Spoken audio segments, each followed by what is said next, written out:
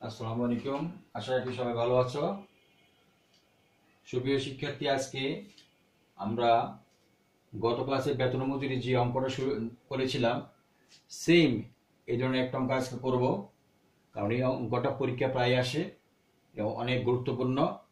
সবাই মনোযোগ সহকারে শুনবে, বুঝবে এবং বাসায় প্রয়োগ করবে। আমি উদ্দীপকটা পড়ছি। একটি প্রতিষ্ঠিত পোশাক কারখানায় 50 জন শ্রমিক, কজন শ্রমিক? 50 জন শ্রমিক কাজ করে। 48 ঘন্টা সপ্তাহে ঘন্টা প্রতি 5 টাকা হারে স্বাভাবিক মজুরি পায়। এখন একটি প্রতিষ্ঠিত কারখানার মধ্যে আমরা কি পাইলাম? 50 জন শ্রমিক পাইলাম। ঘন্টা, এক সপ্তাহ কাজ হয় 48 ঘন্টা, আর প্রতি ঘন্টা 5 টাকা হারে স্বাভাবিক মজুরি পায়।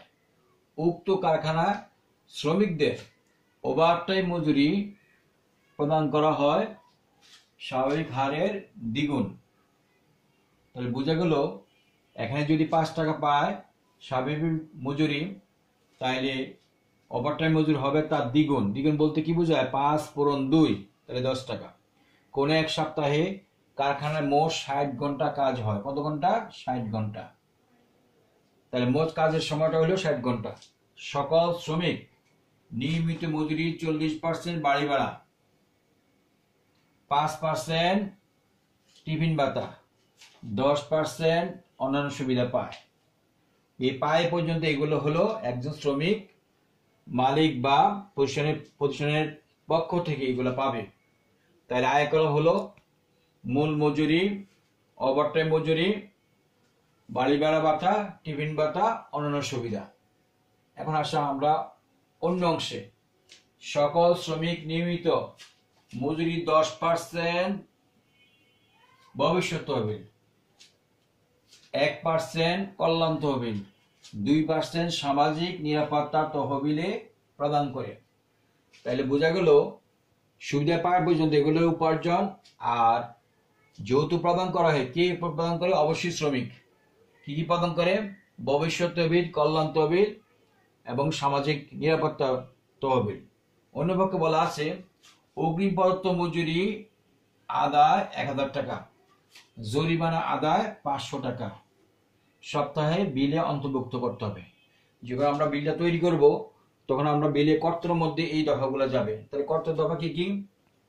ভবিষ্যৎ তহবিল, কল্যাণ তহবিল, সামাজিক নিরাপত্তা তহবিল, জরিমানা আদায়, তারপরে আরটা হইল অগ্রিম প্রদত্ত মজুরি, এগুলো। এখন আমরা দেখি উদ্দীপকে কি বলেছে। করণীয়: শ্রমিকদের মূল মজুরি ও ওভারটাইম মজুরি নির্ণয় করো। যেহেতু বোর্ডে প্রশ্নটা এইভাবে আসছে, ঠিক এইভাবে আমাদের করতে হবে।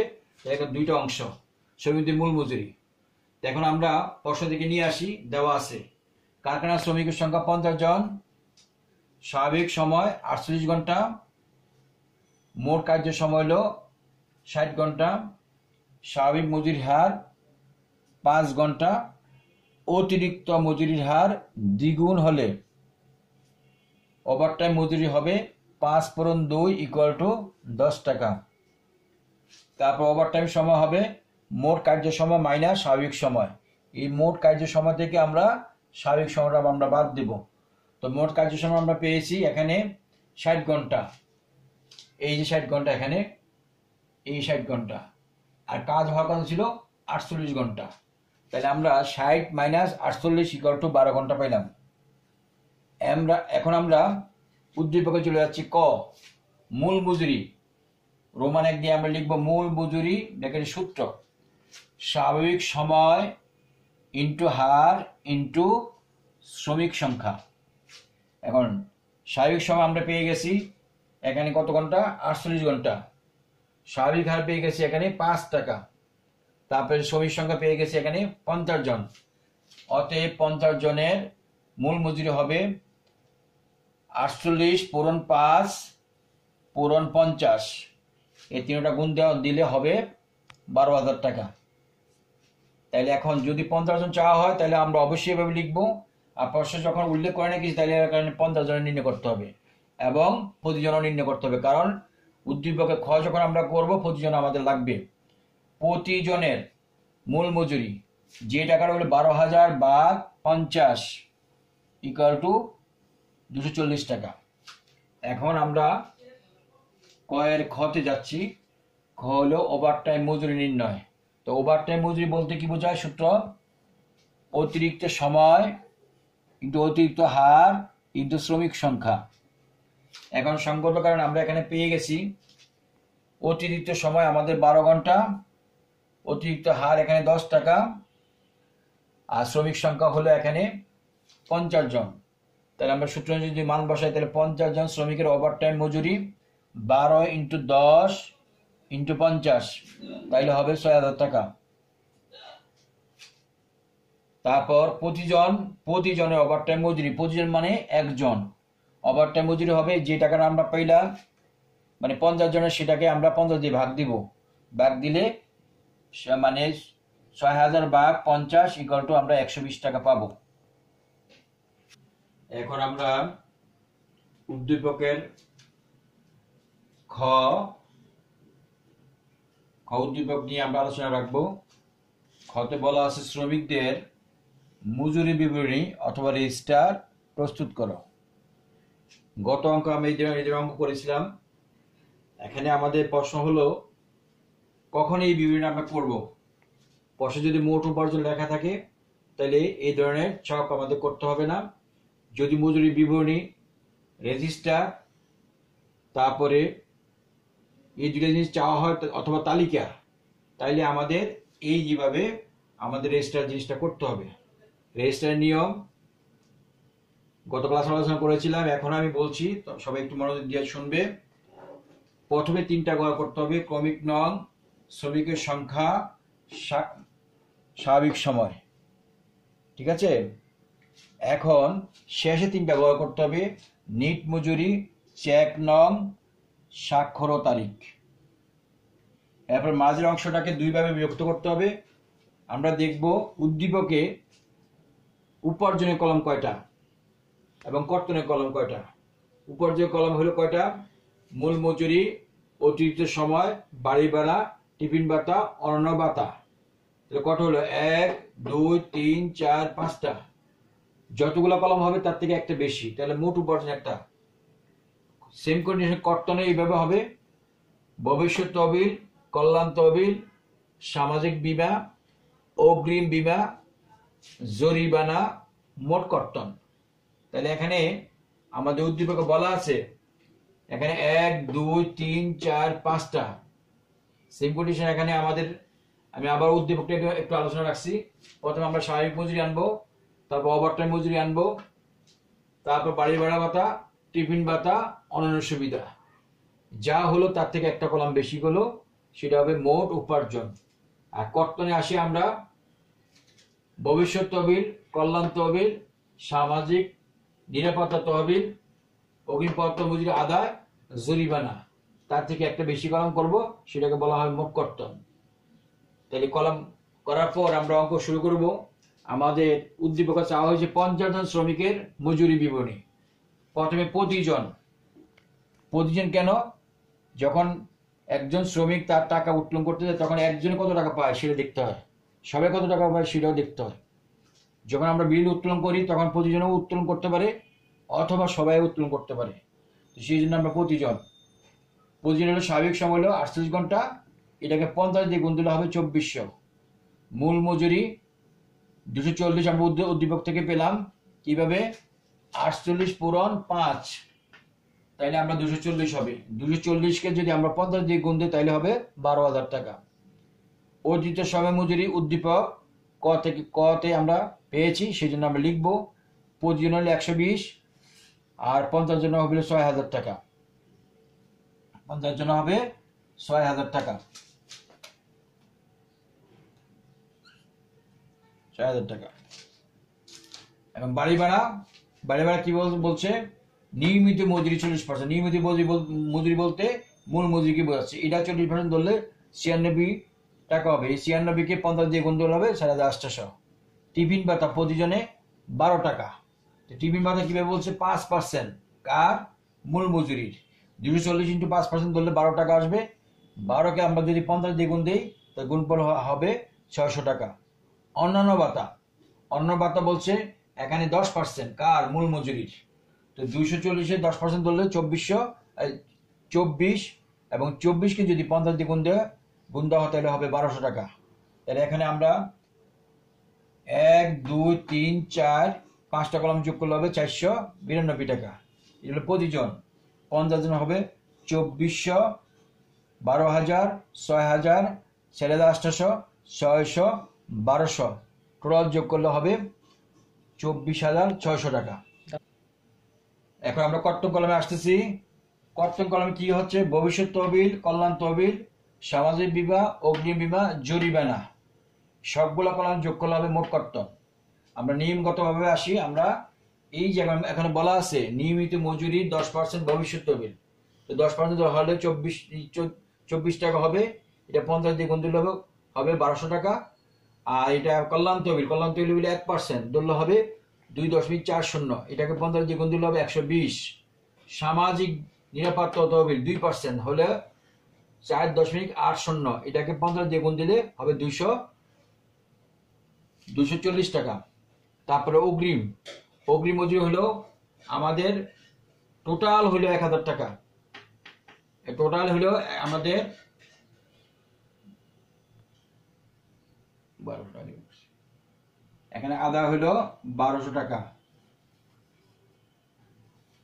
এই আদাটা আমরা এখানে নিয়ে আসবো। এটাকে আমরা 50 দিয়ে ভাগ দিলে হবে 24। তারপর আবার জরিমানা হলো 500 টাকা, এখানে আমরা নিয়ে আসবো।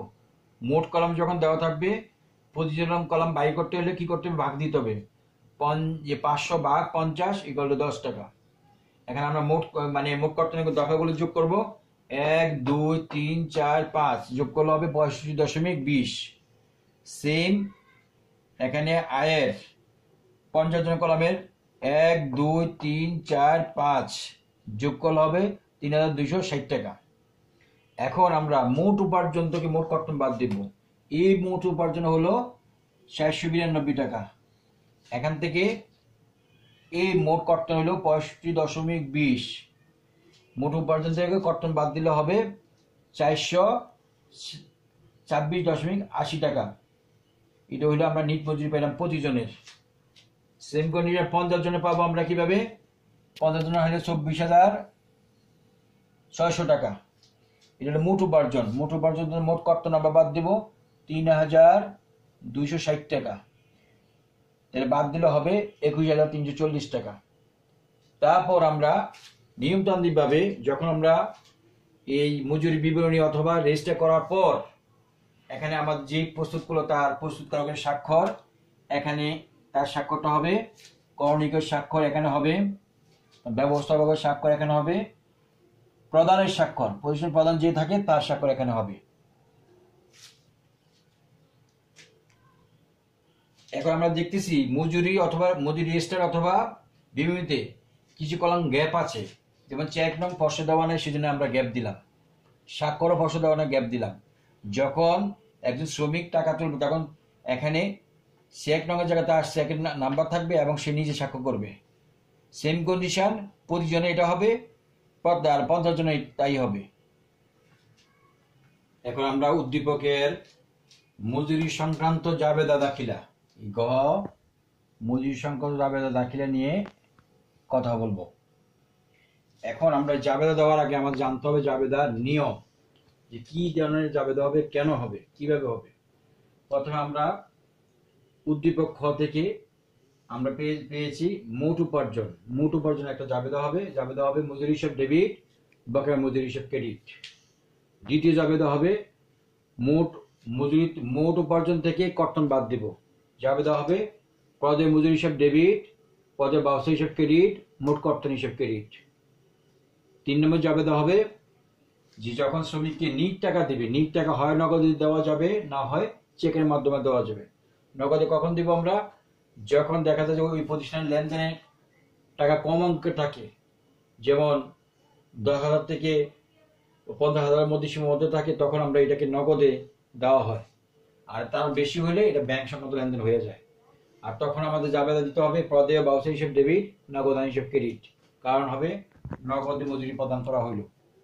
আর ওই অঙ্কের যদি কোনো ভবিষ্যৎ তহবিল থাকে, ভবিষ্যৎ তহবিল থাকলে এই তিনটা জাবেদার বাইরে একটা জাবেদা দিতে হবে, সেটা হবে ভবিষ্যৎ তহবিল হিসাব ডেবিট, প্রদেয় ভবিষ্যৎ তহবিল হিসাব ক্রেডিট, প্রদেয় ভবিষ্যৎ তহবিল হিসাবভুক্ত করা হলো। এই চারটা জাবেদার মাধ্যমে আমরা অঙ্কে আসবো। এখানে অঙ্কে আমরা গড় করে নিচ্ছি। জাবেদা করা হচ্ছে 5টা গড়: তারিখ, বিবরণ, ক্ষতির পৃষ্ঠা, ডেবিট টাকা, ক্রেডিট টাকা। প্রথম জাবেদা হচ্ছে মোট উপার্জন। মোট উপার্জন আমরা উদ্দীপক ক্ষতি পেয়েছি 24,600 টাকা। জাবেদা হবে মজুরি হিসাব ডেবিট, প্রদেয় মজুরি হিসাব ক্রেডিট 24,600। কারণ হলো মোট মজুরি হিসাবভুক্ত করা হলো। দ্বিতীয় জাবেদা হবে মোট মজুরি থেকে, মোট অর্জন থেকে মোট কর্তন বাদ দিয়ে বাকি অংশটা এখানে লিখতে হবে। প্রদেয় মজুরি হিসাব ডেবিট, প্রদেয় ব্যবসায়ী হিসাব ক্রেডিট, মোট কর্তন হিসাব ক্রেডিট। এটা আমরা উদ্দীপক খতে আমরা পেয়েছি। কারণটা হবে কর্তন সহ নিট মজুরি সমন্বয় করা হলো। এখন এই ডেবিটে যা আছে ক্রেডিটে আমরা এই কর্তন লেখার পর এই টাকাটা আমরা ব্যালেন্স বিঘা হিসাবে নিয়ে আসতে পারি, অথবা উদ্দীপক খ থেকে আমরা পাবো। আবার বলছি, এখানে জাবেদার মধ্যে আমরা এখানে যা ক্রেডিট ছিল এখানে তা ডেবিট আনলাম। এখানে জাবেদা ক্রেডিট দিয়ে মোট কর্তন এটা আমরা খ উদ্দীপক থেকে আনলাম, এটা থেকে এটা বাদ দিলে এটা পাবো, অথবা খ থেকে এটাও আনা যাবে, তবে যদি না আনি আমরা বিয়োগ করলেও এটা আমরা পাবো। 3 নম্বর জাবেদা। এখন তারিখ কলামগুলো খালি রাখা হয়েছে এই অর্থে প্রশ্ন তারিখের সনের কোনো কথা বলা নাই, সেহেতু আমরা এখানে এরকম প্রশ্ন চিহ্ন দেওয়া হচ্ছে। তো সেই জন্য আমরা যখন নগদ মজুরি প্রদান করা হবে, প্রদেয় ব্যবসায়ী হিসাব ডেবিট, নগদান হিসাব ক্রেডিট 21,340 টাকা। এই যে এখানে 21,340 টাকা পেলাম, এখানে প্রদেয় ব্যবসায়ী ক্রেডিট ছিল, কারণ হবে ডেবিট, নগদান হিসাব ক্রেডিট, নগদে মজুরি প্রদান করা হলো। 4 নম্বর জাবেদা ক্ষেত্র বিশেষ হবে, ক্ষেত্র বিশেষ হবে না। যখন অঙ্কে দেখব ভবিষ্যৎ তহবিল আছে, অবশ্যই একটা জাবেদা বেশি হবে। কি হবে? ভবিষ্যৎ তহবিল হিসাব ডেবিট, প্রদেয় ভবিষ্যৎ তহবিল হিসাব ক্রেডিট। এখানে এই 1200 টাকাটা এই 1200 টাকাটা এখানে এই যে 1200 টাকা প্রশ্নে দেওয়া আছে, এটা কিন্তু প্রশ্ন বলা নাই কয়জনের কি, তাহলে আমরা বুঝে নিতে হবে এটা 50 জনের 1200 টাকা বা জরিমানা কিছু বলা নাই, সেই জন্য এটাও বুঝে নিতে হবে এটা হলো 500 টাকা 50 জনের। সেই জন্য আমরা 50 জনের কলম এটা লিখবো, আর প্রতিজন কলম লিখতে হবে এই 1200 কে আমরা 50 দিয়ে ভাগ দিব। সেম জরিমানা 50 জনের কলম এটা লিখবো, এটাকে আমরা 50 দিয়ে ভাগ দিলে যা হবে সেটা প্রতিজন কলমে লিখবো। এখন অঙ্ক নিয়ে একটু মানে পুরা অঙ্কটা নিয়ে একটু ডিটেল আলোচনা করছি। অঙ্কটা শুরুতে আমরা উদ্দীপকটা খুব ভালোভাবে মনোযোগ সহকারে পড়বো। যে লাল লাল মানে যে রেড চিহ্নিত জিনিসগুলো আছে সেগুলোকে আমরা একটু মনোযোগ সহকারে বুঝবো। বোঝার পর আমরা চিন্তা করবো যে কিভাবে অঙ্কটা শুরু করা যায়। অঙ্কটা হবে মূল মজুরি আমরা সূত্র জেনে ফেলছি কি, মানে স্বাভাবিক সময় ইন্টু স্বাভাবিক হার ইন্টু শ্রমিক সংখ্যা। সূত্র অনুযায়ী আমরা মান বসালে আমরা পেয়ে যাব ওভারটাইম মজুরি, ওভারটাইম সময় ইন্টু ওভারটাইম হার ইন্টু শ্রমিক সংখ্যা। সূত্র অনুযায়ী মান বসালে আমরা পেয়ে যাব। আমরা যখন খতে যাব মজুরির বিবরণী রেজিস্টার অথবা তালিকা, এই 3টা জিনিসের যে কোনো একটা জিনিস বললে আমাদের এইভাবে মানে উদ্দীপক খর মতো আমরা তালিকা করতে হবে। কিভাবে? প্রথমে 3টা কলাম, শেষে 3টা কলাম করব, আর মাঝের অংশটা 2 ভাগে ভাগ করব, উপার্জনের কলাম, কর্তনের কলাম। মাঝের অংশটা হবে উপার্জনের কলামগুলো হবে যতগুলো আয় আছে তার থেকে একটা বেশি হবে, কর্তন হবে যতগুলো কর্তন আছে তার থেকে একটা বেশি হবে। প্রতিজন 50 জন আমরা বাই করবো। প্রতিজনের যে জায়গা ইয়াটা থাকবে সেটাকে আমরা 50 দিয়ে গুণ দিলে আমরা 50 জন পেয়ে যাব। তো মোট উপার্জন থেকে মোট কর্তন বাদ দিলে আমরা নিট মজুরি আমরা পেয়ে যাব। আর চেক নং তারপরে স্বাক্ষর তারিখ প্রশ্ন যদি উল্লেখ থাকে তাহলে আমরা ওইগুলোতে লিখবো, না হলে আমরা হাইপেন দিয়ে যাব। আর মূল্যের চাহিদ যেন স্বাক্ষর থাকে, করণিকের স্বাক্ষর, প্রস্তুতকারকের স্বাক্ষর, ব্যবস্থাপকের স্বাক্ষর, আর প্রতিষ্ঠান প্রধান অথবা প্রধানের স্বাক্ষর। এইগুলো মজুরি রেজিস্টার। এখন হলো আমাদের জাবেদা দেখিয়ে দেওয়ার আগে আমাদের 4টা জিনিসের জাবেদা হবে। প্রথম হলো মোট উপার্জন জাবেদা, এরপর মোট উপার্জন থেকে কর্তন বাদ দিয়ে জাবেদা, এরপরে নিট মজুরি প্রদান জাবেদা, তারপরে হলো ভবিষ্যৎ তহবিল যদি সৃষ্টি হয়েছে সেও টাকাটা এখন পাবে না, টুডো পাবে, সেহেতু এই তহবিলের জন্য একটা জাবেদা দিতে হবে। সবাইকে ধন্যবাদ। আসসালামু আলাইকুম।